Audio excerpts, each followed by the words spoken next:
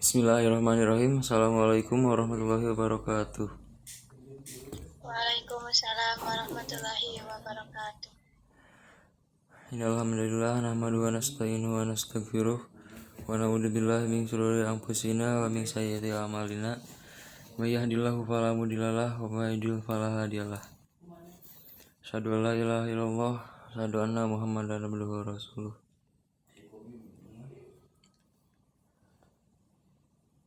Nahnu majmu'atun muqawamatun min sab'ah al-idoah. Ana al-mudib wa mutahadisun awalan sab tukolun biwasitatun Rizka Rahma. Bismillahirrahmanirrahim. Di sini saya Rizka Rahmawati. Saubayinakum anil ismi. Jadi di dalam bahasa Arab itu ada kalimat, ada jumlah. Kalimat wa lafdun al makna, itu lafaz yang mempunyai makna. Nah, kalimat ini mempunyai 3, yaitu ada isim, fi'il, sama huruf. Isim sendiri adalah lafdun dalla alal makna walam taron bi zaman. Jadi isim itu kata yang mempunyai makna tetapi tidak terikat dengan waktu. Maksudnya contohnya pulpen nih.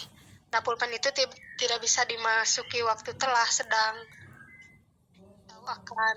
Kayak telah pulpen kan tidak nyambung gitu. Kemudian isim itu yang qasimu ila arba'ah, yaitu syaklihi, adadihi, nau'ihi, i'rabal bina. Yang pertama dari syaklihi. Dari syaklihi terbagi kepada 2, yaitu ada ma'rifat sama nakiroh. Nah, ma'rifat sendiri adalah kata yang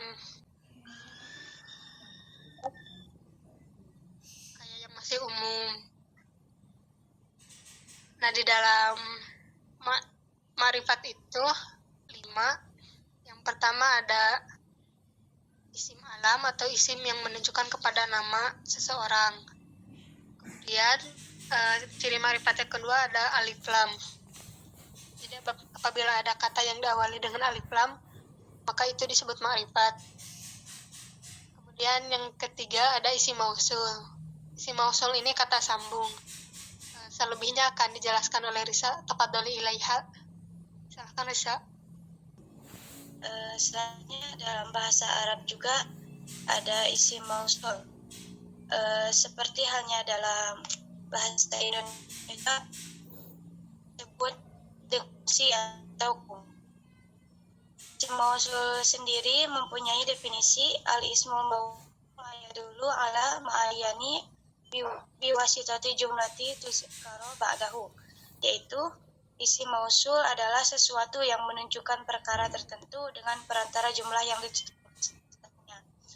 Adapun bentuk isim mausul dari fi'il madhi adalah wasala, yang artinya sampai, menyambung, menghubungkan. Jadi mausul artinya disambung atau dihubungkan. Nah, dalam isim mausul juga dibagi menjadi 2 bagian, yaitu ada isim mausul khos atau khusus. Isim mausul khos ini khusus hanya digunakan untuk mufrad, tasniyah, jamak, serta muzakkar dan muannas. Masing-masing memiliki kata penghubung yang berbeda.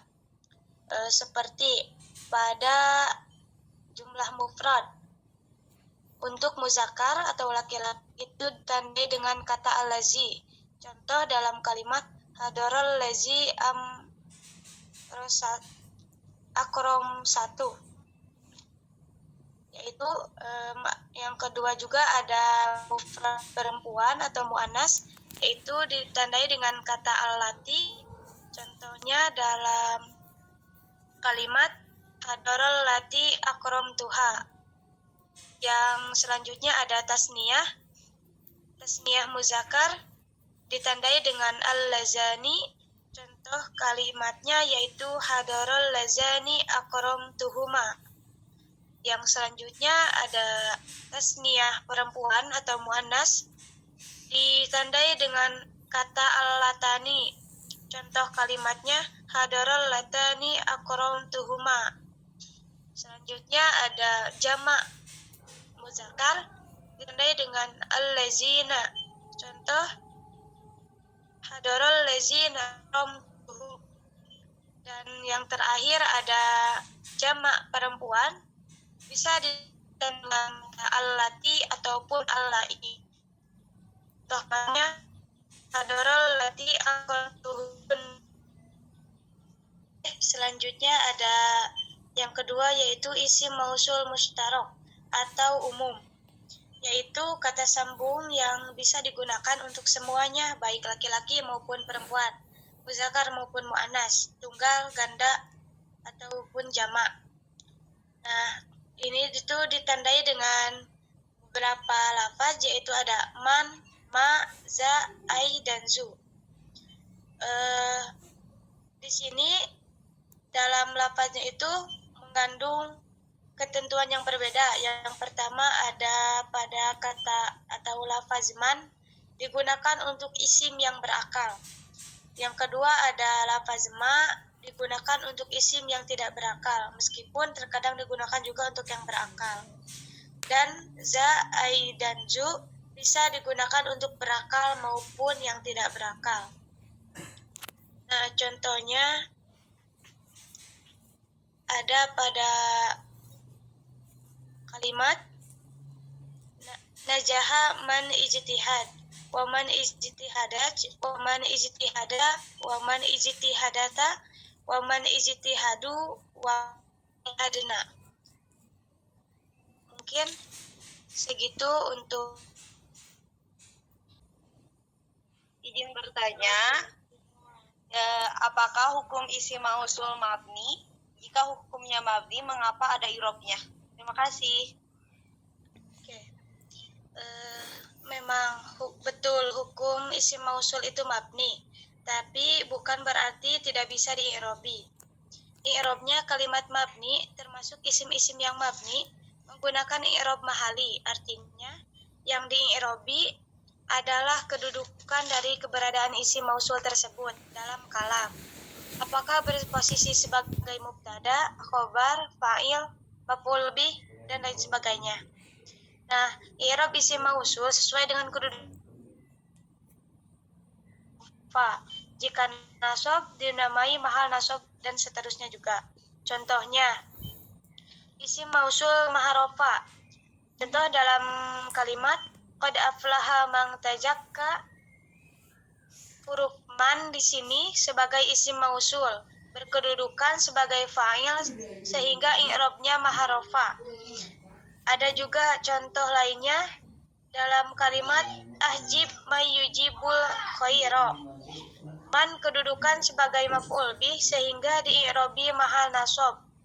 Juga pada kalimat jud bima tajidu. Ma diajarkan sebagai huruf khafad ba sehingga mahal jar atau mahfuz. Namun demikian, mahal i'rab ini hanya berlaku pada isim mausul.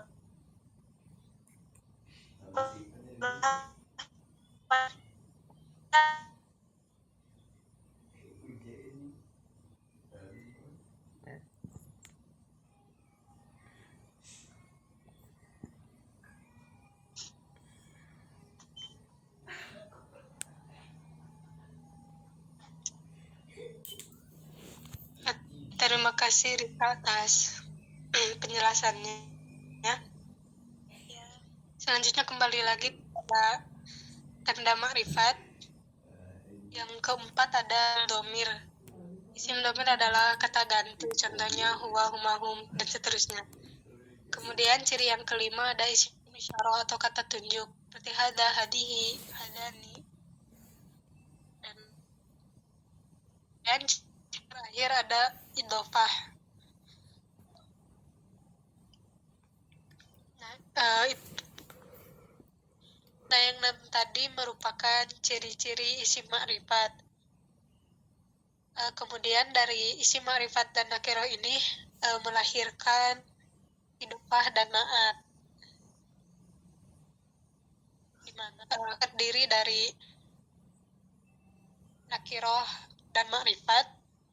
Kalau na'at itu ma'rifat sama nakrifat atau nakirah sama nakirah. Kita akan bahas satu persatu. Yang pertama tentang al-idofah. Al-idofah adalah menyandingkan dua isim. Idofah juga bisa berarti kepemilikan.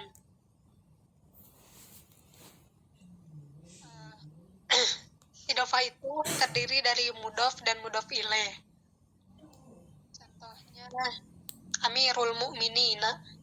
Nah, Amiru di sini menjadi mudhof, al-Mukminina menjadi mudhof ilaih. Kemudian ada kaidah idofah.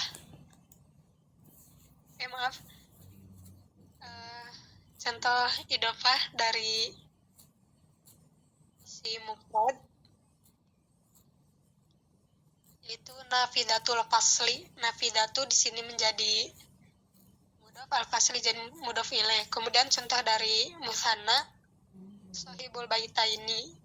Sahibu jadi mudhof, al-baitaini jadi mudhof ilaih. Kemudian contoh jamu mudzakkar salim Amirul Mukminina, Amiru menjadi mudhof, al-Mukminina menjadi mudhof ilaih. Kemudian contoh dari jamu muannats salim buyutul muslimati, buyutu menjadi mudhof, al-muslimati menjadi mudhof ilaih. Kemudian yaitu yang kedua ada na'at. Seperti yang saya katakan sebelumnya,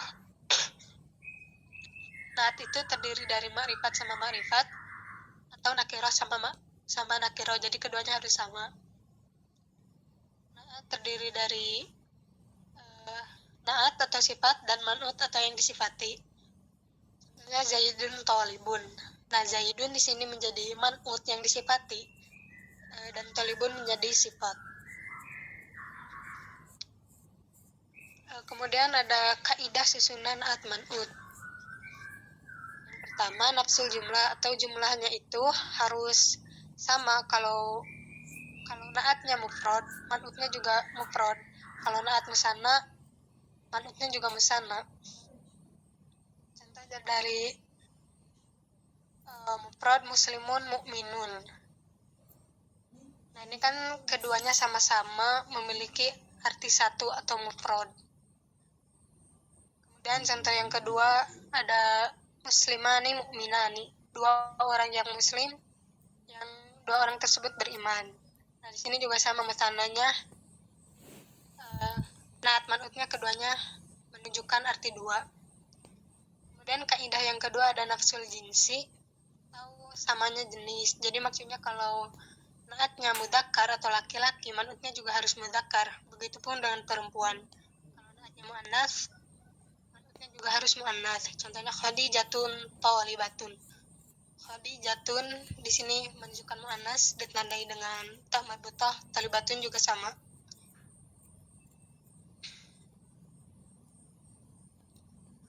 Kemudian kaidah yang ketiga nafyu syai'i min janibil i'rab.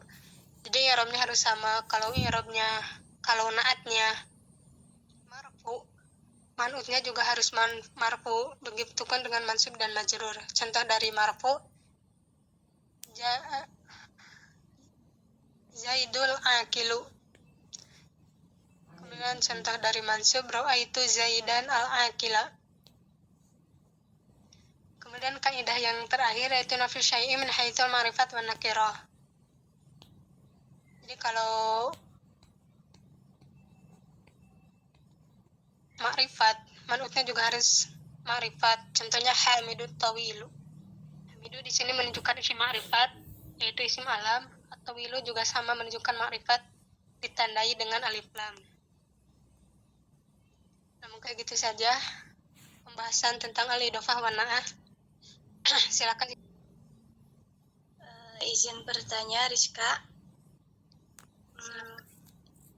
Tadi setelah pembahasan mengenai idofah ini, nah, apakah ada syarat dalam idopah itu apakah menggunakan syarat atau enggak? Untuk idofah Kalau- sendiri gimana? Kalau Untuk menggunakan syarat gitu, syaratnya itu aja gitu. baik Risa. Jadi di sini tentu ada syaratnya, syarat-syarat idofah. Yang pertama, tidak boleh didahului alif lam.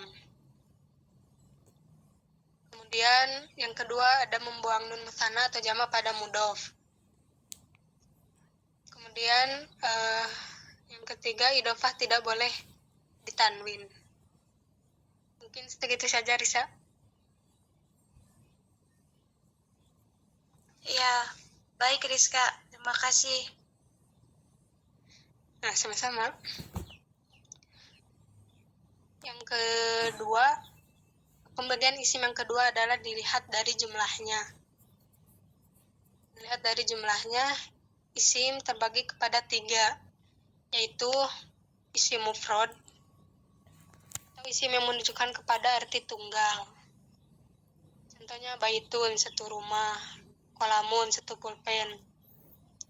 Kemudian yang kedua, ada isim musanna, atau isim yang menunjukkan kepada 2. Contohnya baitani, 2 rumah, kolamani, 2 pulpen. Nah, untuk merubah dari mufrad kepada musanna, cukup ditambahkan alif nun di akhirnya. Contohnya kan tadi baitun. Baitun itu mufrad. Ditambah alif sama nun di akhir jadi baitani, nah itu berubah menjadi musanna. Kemudian yang ketiga, ada jama. Jama itu isim yang menunjukkan kepada 3 atau lebih. Jama terbagi kepada 3, ada jama mudzakkar salim atau jama yang menunjukkan kepada laki-laki, contohnya muslimuna, banyak orang-orang muslim. Kemudian ada jama muannats. Jama mudzakkar salim ini kalau dari mufrad cukup ditambahkan dengan waw dan nun atau ya dengan nun. Dari muslimun jadi muslimuna atau jadi muslimina. Kemudian ada jama muannats salim atau jama yang menunjukkan kepada perempuan. Contohnya muslimatin. Nah, kalau untuk menjama muannats salim dari mufrad cukup ditambahkan dengan alif dan ta di akhirnya. Dari mukminun jadi mukminatun, mukminatin, dan lain-lain.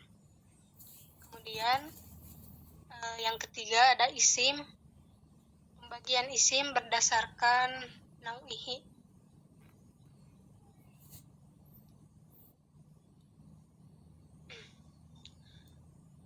Kalau isim dari nau'ihi ada mudzakkar dan muannats. Kalau mudzakkar itu isim yang menunjukkan kepada laki-laki, muannats isim yang menunjukkan kepada perempuan. Muannats umumnya ditandai dengan ta marbuthoh. Tapi ada juga dengan tanda-tanda yang lain seperti kata yang berpasangan dan masih banyak lagi lah.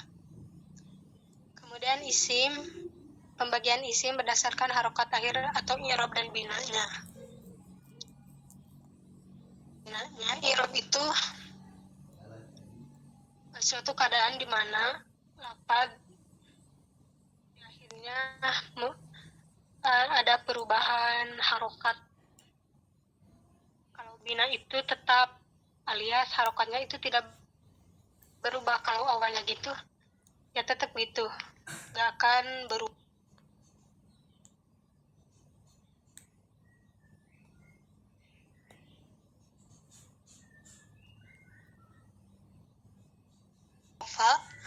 Nasab, jar, dan jazm. Kalau rofa itu umumnya dengan domah, tapi nggak hanya domah aja, bisa pakai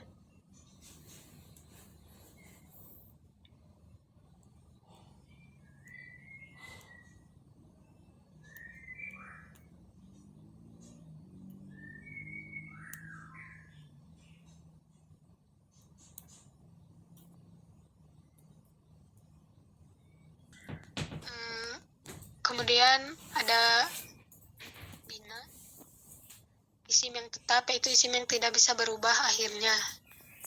Contoh dari isim mabni ini yaitu huwa. Nah, huwa walaupun posisinya berubah-ubah, tetap harokatnya itu huwa, nggak bisa jadi huwa atau hui.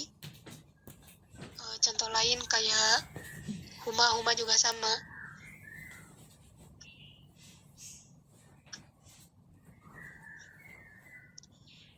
Mungkin segitu saja dari saya.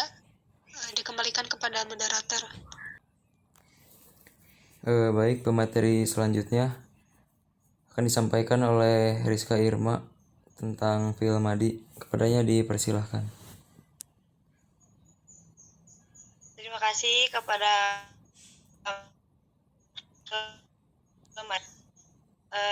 al-madi huwa kalimatun dalat ala makna wa zamani madho wan fato'a. Fi'il madi adalah kalimah yang menunjukkan suatu pekerjaan pada masa yang telah berlalu atau masa lampau. Contoh dari fi'il madi adalah akbala, akala, ja'a, in fataha. Ciri-ciri dari fi'il madi yaitu menunjukkan masa lampau, bertemu dengan ta fa'il dan ta tani sakinah, harakat akhirnya berupa patah, lalu yang terakhir ada dapat bertemu dengan dhamir rafa. Terima kasih. Selanjutnya saya kembalikan ke moderator. Materi selanjutnya tentang jumlah ismiyah akan disampaikan oleh Rizdan. Kepadanya dipersilahkan. Ya, terima kasih para moderator. Sini saya akan menjelaskan tentang jumlah ismiyah. Jumlah ismiyah merupakan susunan kalimat yang diawali dengan isim atau kata benda. Kayak itu terdiri atas paling sedikitnya 2 kata atau lebih. Berikutnya adalah contoh kalimat yang terdiri atas 2 kata saja. Contohnya seperti al-masjidu wasi'un. Pengertian jumlah ismiyah adalah jumlah yang terdiri dari mubtada dan khobar. Contohnya al-masjidu kabirun. Dari contoh di atas, lafaz al-masjidun adalah mubtada dan lafaz kabirun adalah khobar. Mubtada adalah isim yang terletak di awal jumlah yang dibaca rofa. Khobar adalah isim yang berfungsi untuk melengkapi mubtada agar menjadi kalimat yang sempurna, atau dalam bahasa Arab dikenal dengan al-jumlah al-mufidah. Jumlah dalam bahasa Indonesia dapat diartikan dengan susunan kalimat yang terdiri dari 2 kata. Sebelum kita bahas jumlah ismiyah lebih jauh, ada baiknya kita bahas terlebih dahulu pengertian al-ismu atau al-ismiyah. Al-ismu atau al-ismiyah adalah lafaz dalam bahasa Arab yang menunjukkan makna suatu benda. Dalam jumlah ismiyah terdapat kaidah-kaidah. Kaidah-kaidah tersebut diantaranya adalah 1. Dibaca rofa. Tanda rofa pada isim adalah doma, wawu, dan alif. Contohnya al-baitun sogirun, rumah itu kecil. Al-muslimun mahirun. Yang kedua, kaidah-kaidahnya yaitu mubtada harus berupa isim marifah. Yang dimaksud isim marifat adalah isim yang sudah jelas maknanya. Isim marifat tersebut berupa isim alam, isim domir, dan isim yang kemasukan al. Yang terakhir kaidah-kaidahnya adalah khobar berupa isim nakiro. Isim nakiro adalah isim yang maknanya tidak jelas atau masih umum. Tanda isim nakiro adalah adanya tanwin. Kesimpulan dari jumlah ismiyah adalah jumlah yang terdiri dari mubtada dan khobar. Yang contohnya tadi al-masjidun kabirun. Mubtada adalah isim yang terletak di awal jumlah yang dibaca rofa. Khobar adalah isim yang berfungsi untuk melengkapi mubtada agar menjadi kalimat yang sempurna, atau dalam bahasa Arab dikenal dengan al-jumlah al-mufidah. Sekian dan terima kasih. Rizdan, izin bertanya mengenai jumlah ismiyah ini. Dalam jumlah ismiyah itu, apakah ada kaidah yang bersangkutan dengan jumlah ismiyah? Jika ada, apa saja kaidah ismiyah itu? Ya, kaidah-kaidah tersebut diantaranya adalah mubtada dan khobar harus rofa. Yang kedua, mubtada harus isim ma'rifah. Yang ketiga, mubtada dan khobar harus sama dari jenis dan jumlahnya. Dah.